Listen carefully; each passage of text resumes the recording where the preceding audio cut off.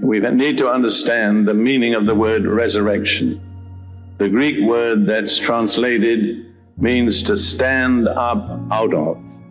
So resurrection is standing up out of death and out of the grave. In the scripture we've just quoted, we saw that man consists of three elements: spirit, soul, and body. It's important to understand that it's the body that dies, and it's the body that will be resurrected. The spirit and the soul never need to be resurrected because they've never passed into death.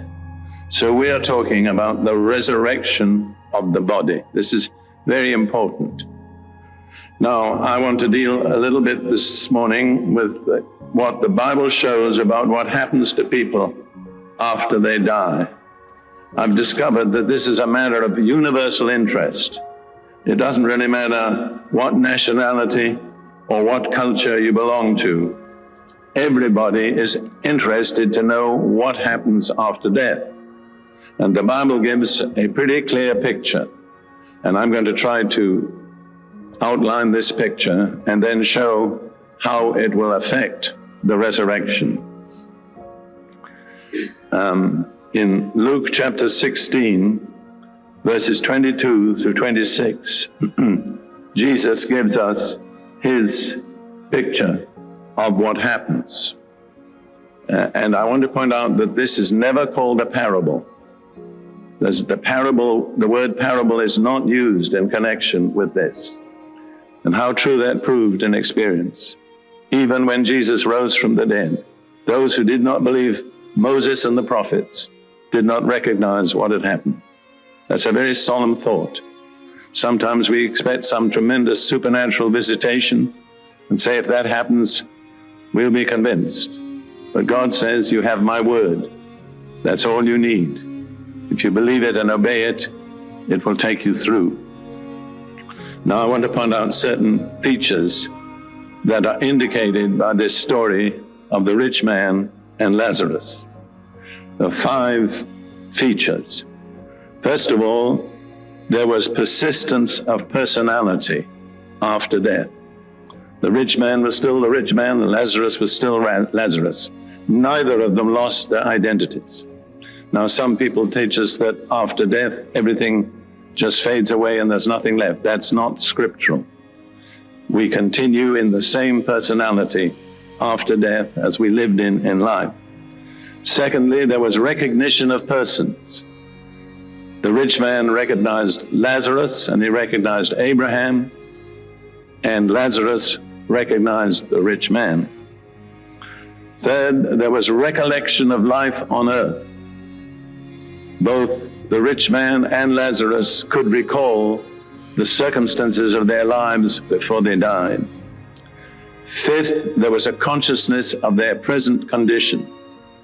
The rich man was in torment, his tongue burning with fire. Lazarus was in comfort and peace in the bosom of Abraham.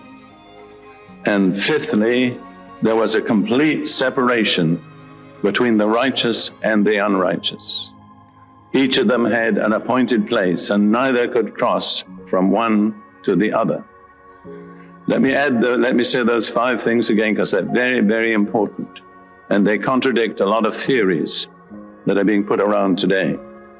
Number 1, there was persistence of personality, no loss of identity. Number 2, there was recognition of persons. Number 3, there was recollection of life on earth. Number 4, there was a consciousness of present conditions after death. And number 5, there was a complete separation between the righteous and the unrighteous. Now, what happened to those who died before Jesus himself died and rose from the dead? Because that event bisected human history. And the destiny of souls before and after the death and resurrection of Jesus is not the same. The death and resurrection of Jesus produced a change, actually, in the whole universe. It was the most decisive event in the history of the universe, and it affected what happened to those who died. Let's deal now with what happened before the death of Jesus. We've seen already in this story of the rich man and Lazarus that all departing souls passed into a place which is called in Hebrew Sheol and in Greek Hades. And the Greek word Hades means the unseen world. So all alike, whether righteous or unrighteous, passed into this unseen realm called Hades or Sheol. This was a place of departed souls, but there were two completely separate areas for the righteous and the unrighteous. And notice everybody was either righteous or unrighteous. As I was saying yesterday, there's nothing in between. You can't be halfway righteous and halfway unrighteous. You've got to end up in one or other of those two places. The area for the righteous is called Abraham's bosom, meaning, I suppose, that Abraham was the father of all who believe, welcomed them there, and comforted them. That's my understanding.